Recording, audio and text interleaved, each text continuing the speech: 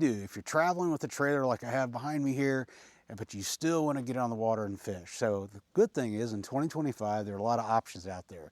This video series is going to be dedicated to talking to the different manufacturers' reps, finding out how it is I can take a kayak with me, a good fishing kayak, and be able to get safely out on some lakes, some streams, and still enjoy a good day fishing and come back to camp. So this video is going to apply to anyone that is an RVer, anyone that is maybe using a smaller vehicle that is loaded down with camping equipment, and they want to know, how can I still take a kayak with me? So we visited with manufacturers' representatives at 2 different locations. First of all, we're going to go to Indianapolis, Indiana.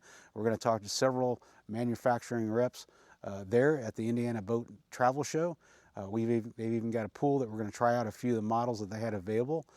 Because here are the specs that I threw out. Here's what I'm looking for. I'm looking for something under 11 feet long, just because I have about 11 feet to work with in the configuration that I'm looking at transporting my kayak. And under 11 feet long, and I want it to be as light as possible, good balance between the weight and the fishing capabilities of this machine. I know, the kayak I usually fish out of, it is stable as a rock. It's as stable as any boat I've ever been in, but it also weighs about 160 pounds fully outfitted. So it's not something I'm going to be lifting up and putting on top of the hard cover I have in my truck. So I'm going to find something that is under that 11 feet, and we're going to look at everything from 50-pound inflatables to 120-pound pedal kayaks. So stick with me. We're going to give you some good options to look for in 2025 in portable fishing machines. I'm here with Anna with Bonafide, and we're going to look at a couple models, right? Yep. That might actually line up with what we're looking for. So we're looking for something like under 11 feet, and kayaks, rotomodal kayaks aren't light anyway, but something that on the lighter side of a rotomodal kayak. So what do you got for us? Yeah, so if you're looking at fishing specific or, yes, slight recreation possibility, in the native line, our best option is going to be the Slayer LTE. This is a 10-foot pedal drive boat. It is a redesign of our classic that has been in our system almost since the beginning of the pedal drives. We make them in Fletcher, North Carolina, so they're American made. Love that.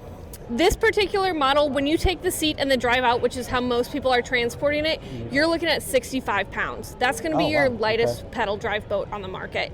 You put those 2 guys on there and you're right around 85 pounds.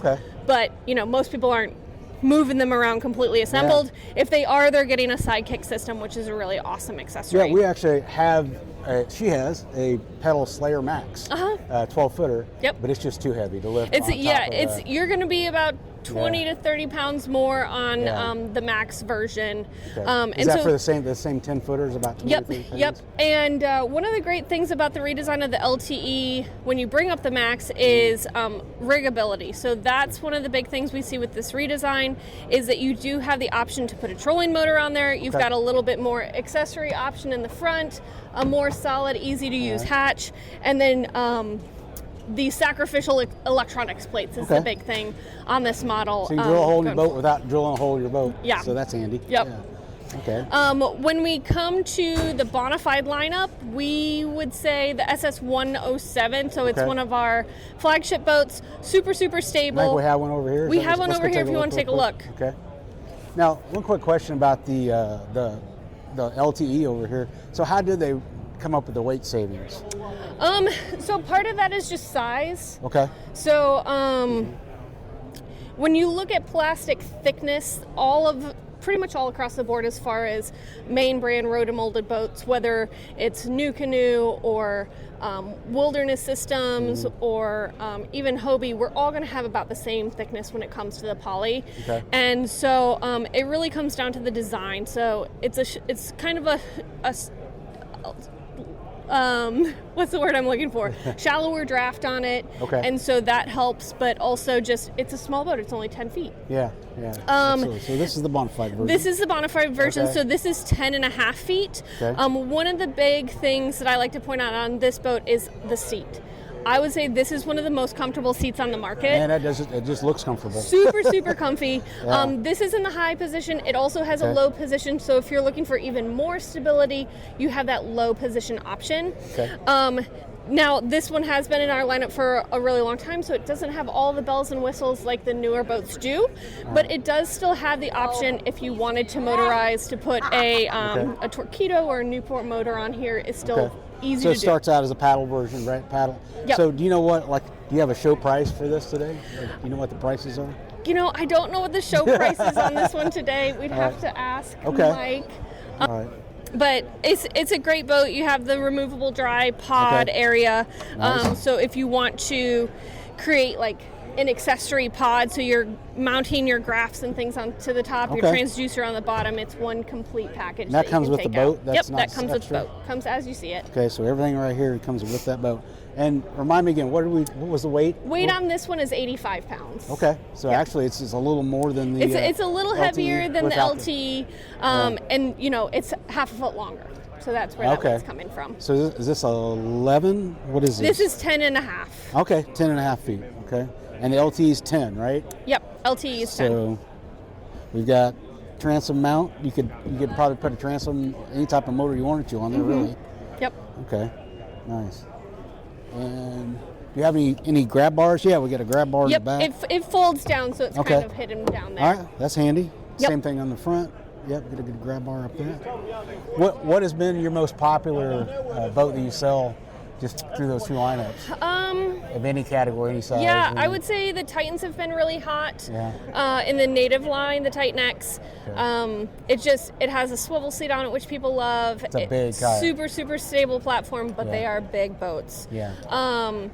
On the Bonafide side, I'd say the PWR has been a really popular one, and then the new XTR has been really hot as well. Okay. My personal favorite in the Bonafide lineup is the SKF, which I think is an underappreciated model. SKF? What is that? So that's going to be this guy over here. So it's 11 and a half feet, so it's starting to get a little bit longer. Yeah. But what I love about it, so it's super shallow draft on this boat. You need only about 4 inches. Oh, wow. As far as water depth goes. Yeah. It's kind of a crossover between a kayak and a stand-up paddleboard. So I use it mostly standing. I put my dog on the front. Really stable board. Nice. It's great for fly fishing because you have not a whole lot of things to hang a line up on. Yeah. Comes with a super comfortable seat. Okay. The seat is also removable, and you can put a cooler down into the space as well. Nice. Where you have these attachment bars, which is pretty cool. A lot of room there. So this is 11.7 This is 11 and a half. 11 and a half. Okay, Yep. so a little bigger than I can probably fit. So. A little bigger, but some people have that option. Yeah. And the nice thing is they're skinny. So we've had people who have been able to get it into their rigs. Yeah. Just from a width perspective. Yeah, really. I mean, it is. Gosh, it is a skinny kayak. You've got a rudder. You've got a little drop down skeg in there for tracking. Okay. Nice. Yeah, I've never even seen that model before. That's interesting. So what kind of weight are we looking at on this? Weight on this guy I think is going to be around the same. So 69 pounds. Yeah. Nice. Very nice. Well, so just to summarize, if we're looking for something under 12 feet, 11 and under, so we got the regular native 10, right? Yep. So we've got the Titan X10, which is going to be a heavier boat. We've got the Max 10, which is not seen here right now. We do have those up at the shop at Moving Waters. Okay. And then the Slayer LTE. All right. Now, Moving Waters is right here in Indiana, right? Yep, they're up in Zionsville. Okay, so what's the best way if somebody wants to contact you about one of these boats, how do they do that? I would say contact Moving Waters. You can find them on the web. All right, chase them down. So. Yeah. I want to thank you for your time. I appreciate you're welcome. Appreciate your time. Good luck to you. Thank you. All right. On our quest to find an RVer's kayak. So Old Town does a lot of great stuff. I currently fish out of one of your big boats. But that baby ain't going to the RV with me. No, it right? is not. No, it is not, is that it? 136 is not going with me. So what do you have to offer somebody that wants a smaller package yet still be able to do some fishing? So we have a couple different options. Okay. First, we have our Sportsman 106. Right. It is just a strictly paddle. Okay, that's what's in front of us here, right? Okay. Fits great in the back of the boat. Comfortable seat, nice foot pedals. All right. Got a good strap to be able to pull yourself up. That's great. Got a pontoon style hull, so it's super stable to stand up and fish out of. It's got dry storage in the front, plenty of room in the back to put you a nice Yak Attack box. Nice. Store your rods and tackle. Another great option is be right behind you here. Okay. Is our 106 PDL. All right. Yes. A pedal-driven kayak is way easier to use than a paddle, and you know that, Yeah. I'm sure, as well as anybody. Yeah. So this would be another great option that fits easily in the back of a truck. This pedal drive system comes out real easy for storage too. Oh, slick. Pretty much Okay. makes it the same weight as that paddle one over there. Nice. Now, what is approximately the hull weight if you take that off? What are we looking So at? with drive, you're about 120 pounds. Okay. Without the drive, you're about 100 pounds. All right. So it's still manageable to get in the back of a truck for any person. Sure. Okay. Nice. So these are basically the same hull. This one's got Pretty much the same PDL hull. built into it. The hull's a little bit different to maximize the efficiency of the pedal drive. So Okay. it's a little bit different. Yeah. All right. Very nice. Very nice. So you guys have a lot of Old Town. I'm a big Old Town fan. So you guys have a lot of great equipment for what Yes. we're talking about today, though, with RVers. Basically, these 10 Yes. foot. Yes. Are these right at 10 feet? Or are they? 10.6. They're 10 foot 10.6. six. Yeah. Okay. I put plenty of them in the back of pickups. It fits well. Yeah, it just so happens I have 10 foot, about 10 inches I can work with on my particular setup. So something like this would fit the bill. So Yes. I want to thank you for your time. Yeah, no All problem. right, now, Thank you. All right, so we're here with Moving Waters Outfitters, right? Yep. So you guys have an amazing spread here at the show. I mean, you guys always have this much inventory.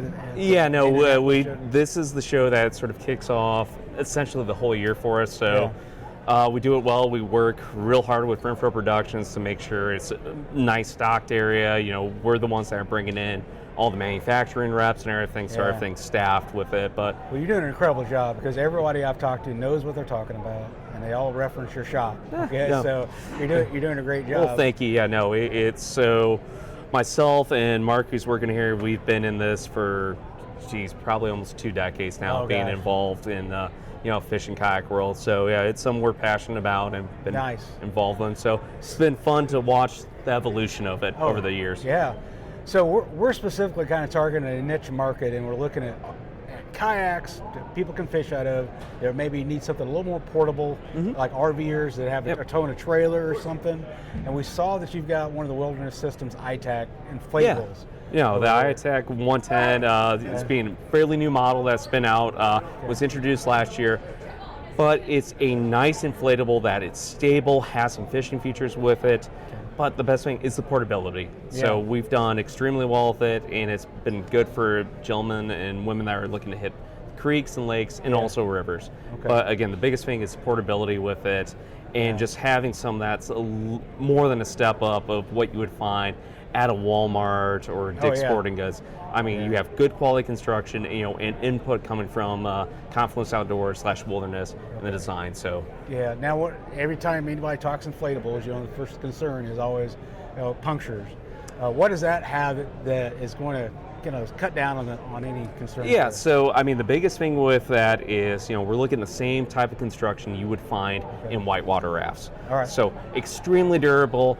Now, by all means, don't take it down a shale cliff, dragging it. But we take it down all of the creeks around here, such as Sugar Creek, which there's a lot of rocks and everything, and you're going to be able to take the abuse of it. I mean, I personally run a raft for doing guiding trips out of, and we've had no issues. So it is something to where, hey, it's inflatable.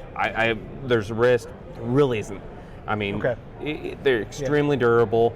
Another thing we really like about it is it actually has a pressure release vent on it, because one of the other things that some kayaks have is you inflate them in the morning and then the sun pops out, air expands. Yeah. And when you have those, so some people tend to overinflate, and when they do that, hey, you risk it popping.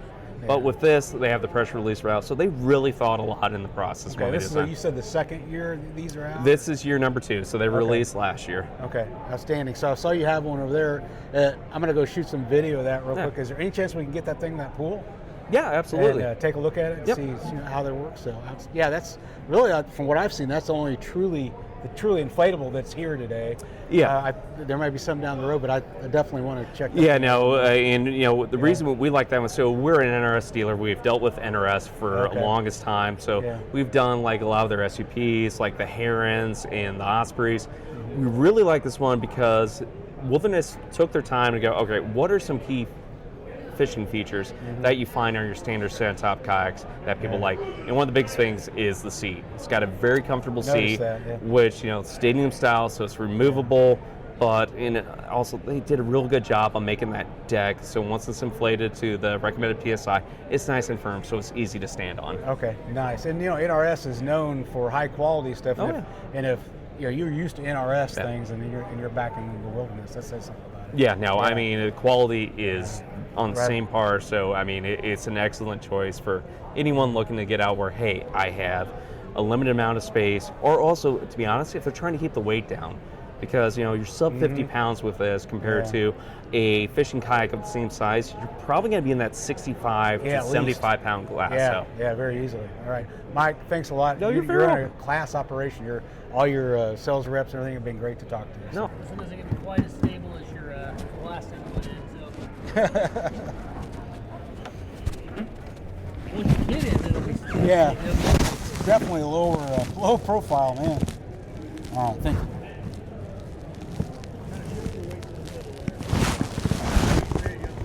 All right. Huh.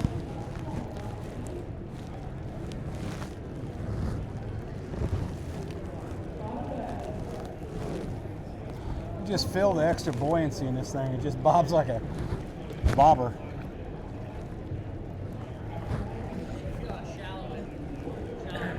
Yeah, without that keel, you could probably go in 2 inches of water.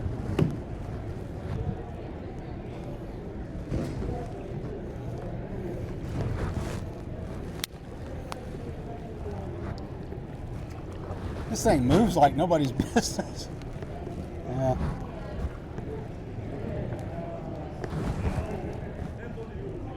Without that keel, it wants to walk Yeah. a little bit. Yeah. Man.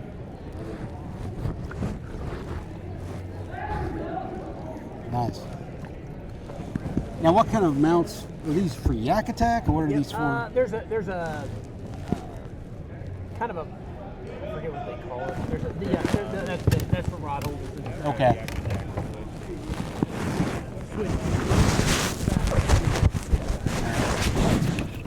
Yeah, man, you sit so low in that. That's beer that you can The other thing you can do is you push that down, and now you can sit up there too. Okay. Yeah, that would make a big difference. So these are the valves you're talking about. Little D-rings. D-rings, Huh. valve here, floor, tubes. Now, do you know, does any type of warranty come with this? I mean, they have I think it's 3 years. I would double. Oh yeah, so that is the entire carrying case. That's it, right? That's it.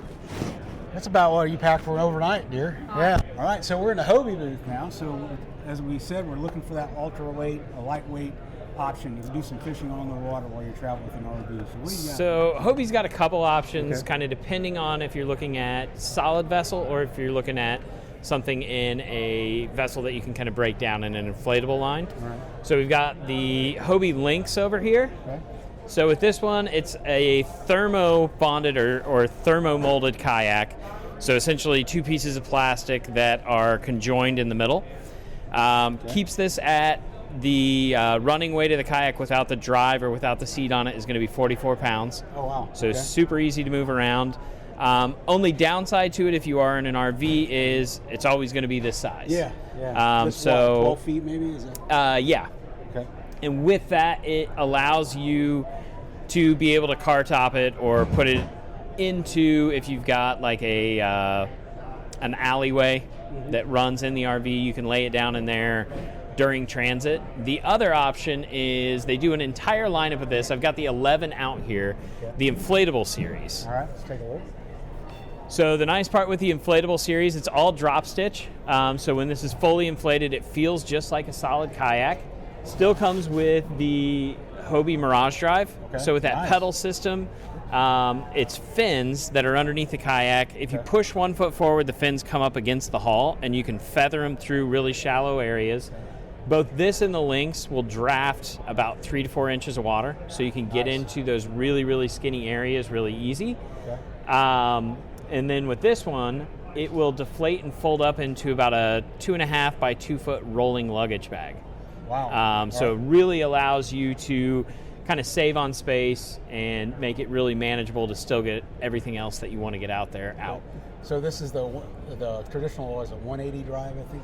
So this one comes with a forward only drive, so it'll be very similar to this drive here. All right. So again, the cool part with this, when it comes up, you're able to feather that through shallower areas. If you think of this kind of like a prop drive, that's the size of your prop. So you're going to be a lot more water moving with a lot less effort. The other thing that Hobie does on a lot of their kayaks, which is kind of unique to them, there's not a whole bunch of brands doing this, their seat is set in a dedicated area. So it's in the best balance point of the kayak on any of their kayaks. I see this is affixed on a D-ring there, so you're not going to move it. And instead of moving the seat forward and aft, they move the pedal stems. Okay. So you can adjust these with a click of the button here to whatever the height of the person that's going into it is, but still keeps you in that best balance point, so you always feel secure inside of the kayak. The other unique thing with these is every now and then we're on the water, we just don't see things. And if you strike something, these fins kick back when you start pedaling again, they snap back into place. So it gives you longevity in the drive without having to do a whole lot of maintenance to it. Nice. Do you know what the approximate price of this is?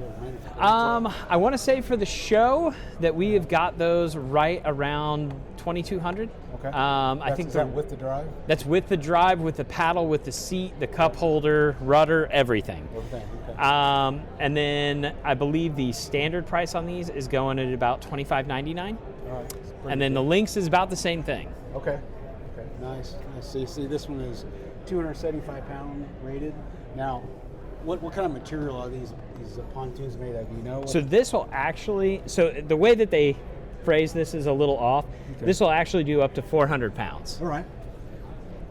So good size person and some gear. And then I always tell people when you get into the inflatables, I never do it by time to inflate.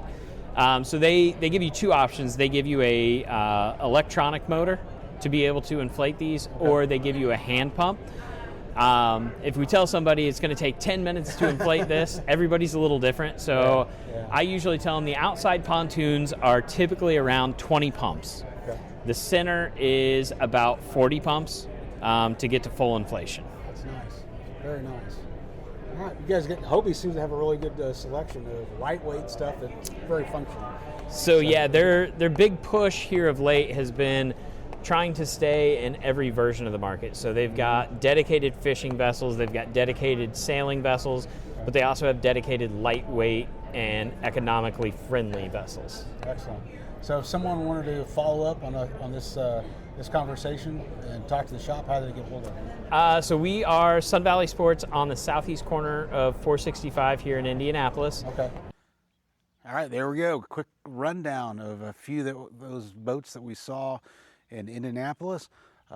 What do you think? What do you think? Comment below. Which one of those really catches your eye? I tell you, there's two that jumped out to me. Number one was the inflatable, the iAttack inflatable. It really felt very different on the water than any hard shell kayak I've ever been on. Much more buoyant and much more maneuverable. You know, the only thing is it's so darn low. The seating position is so low. I think that could be a negative. But definitely I'm intrigued by it. But the one that really stands out that I can't really stop thinking about is that LTE native pedal drive. Okay, that one that's only 65 pounds. Once you take the drive and the seat off, man, for what I'm thinking of, you know, the length is right. If you use leverage right, when you're picking that thing up, you're never going to be lifting more than about 30 pounds. So I'm really thinking hard about that one. But, you know, we've got a lot more kayaks to look at. We're going to visit with my friends down at Midwest Kayak Company at Cape Girardeau, Missouri, and they're going to be able to show us different lines of kayaks that might be able to meet our needs. So look for that second in this series of videos on trying to find the perfect fishing machine for RVers. We'll have that out shortly. Make sure you like and subscribe so you know when we got more information about those kayaks. You may be wanting one of them. All right, thanks, and enjoy your time on the water.